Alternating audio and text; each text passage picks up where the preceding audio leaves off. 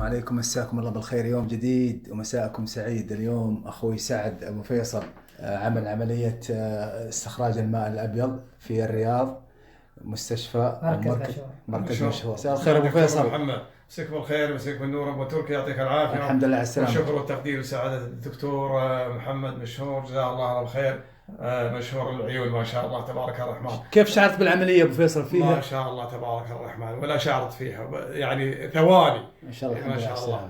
سحب المويه البيضاء من العين اليمنى وتركيب عدسة ثلاثية للقريب والبعيد أيضا، وبدون إبر مخدرة، قطرة بس. ثلاثية يقدر يسجد، يمركز، أفضل وجودها. هذه أفضلها. يعني بالنسبة للركوع السجود عادي جدا، عادي كل شيء مكانه. العملية كم استغرقت الدكتور؟ يمكن زي ما انت شايف في الفيديو، يعني دقائق معدودة. الحمد لله. الحمد لله. العدسة هذه تبقى على طول في العين مدى الحياة بإذن الله تعالى. وسهل العملية، أي واحد يبغى بإذن الله تعالى، ويقرأ الآن بعد العدسة الثلاثية ويشوف البعيد. استغني عن النظارة. استغني عن النظارة، تصحيح نظر في نفس الوقت وشيل موية بيضاء. أول شيء دكتور، احنا نقدم لك باسم عائلتنا الشكر الجزيل. الله يعطيك العافية على استقبالكم وحسن تعاملكم وعلى تعاملكم مع المرضى ككل. الله يحفظك ويرعاك، وهذا واجبنا. الله يحييك. شكرا دكتور، مع السلامة.